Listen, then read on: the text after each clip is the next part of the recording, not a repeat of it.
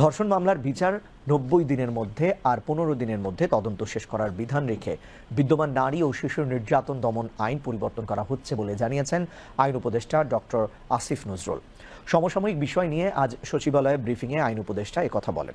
এ সময় স্বরাষ্ট্র উপদেষ্টা লেফটেন্যান্ট জেনারেল অবসরপ্রাপ্ত জাহাঙ্গীর আলম চৌধুরী বলেন, হিজবুত তাহরিরের মতো নিষিদ্ধ সংগঠন রাজনৈতিক কর্মকাণ্ড চালাতে পারবে না।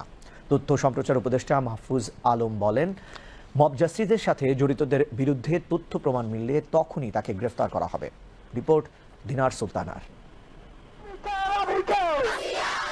সম্প্রতি সারা দেশে ধর্ষণ ও নারীর প্রতি সহিংসতা বেড়ে যাওয়ায় ধর্ষকদের দৃষ্টান্তমূলক শাস্তির দাবিতে সারা দেশে চলছে বিক্ষোভ প্রতিবাদ। এমন প্রেক্ষাপটে জরুরি বৈঠক শেষে সচিবালয়ে সাংবাদিকদের মুখোমুখি হন ৩ উপদেষ্টা। নারীরা নিরাপত্তাহীনতায় ভুগছে স্বীকার করে আইন উপদেষ্টা বলেন, নারী সহিংসতা প্রতিরোধে কয়েকদিনের মধ্যেই নারী ও শিশু নির্যাতন দমন আইন সংশোধন করা হবে।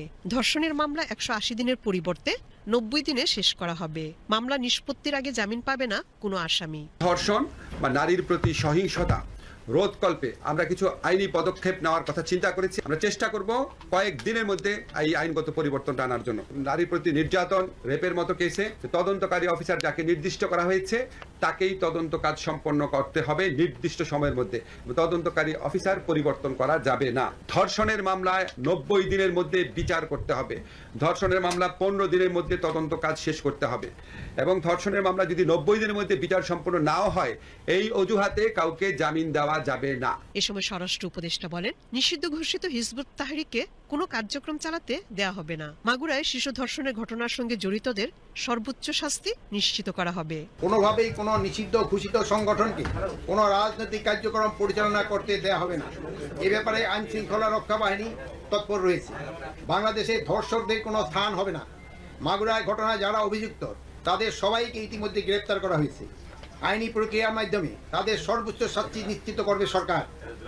একইভাবে যদি দেশে কোথাও নারীর প্রতি কোনো সহিংসতা বা ধর্ষণের মতো ঘটনা ঘটে, তাদের সম্পূর্ণভাবে আইনের আওতায় নিয়ে আসা হবে। তাদের সর্বোচ্চ শাস্তি নিশ্চিত করা হবে। গত ৭ মাসে দেশে মব জাস্টিস সহ অস্থিতিশীলতা সৃষ্টিকারীরা কঠোর নজরদারির মধ্যে রয়েছে জানিয়ে তথ্য উপদেষ্টা মাহফুজ আলম বলেন, যখন যার বিরুদ্ধে তথ্য প্রমাণ মিলবে তখনই তাকে গ্রেফতার করা হবে। মব জাস্টিস পরিস্থিতি তৈরি হলে অথবা কোনো ধরনের থানা ঘেরাও থেকে শুরু করে যে কোনো ধরনের নৈরাজ্যকর পরিস্থিতি হলে এবার থেকে আমরা খুব কঠোর ভূমিকা রাখবো এবং ওখানেই গ্রেফতার থেকে শুরু করে ওখানেই আমরা যথাযথ আইনি ব্যবস্থা নেওয়ার ব্যাপারে সব স্টেক হোল্ডারদেরকে বলে দিয়েছি। এবং আগে যেখানে মব জাস্টিসের ঘটনা ঘটেছে, যতগুলো জটিলতা এই সোসাইটিতে তৈরি হয়েছে, যে অস্থিরতা এবং নৈরাজ্য, আমরা এইসব বিষয়ে এখন থেকে জিরো টলারেন্স ভূমিকায় অবতীর্ণ হব।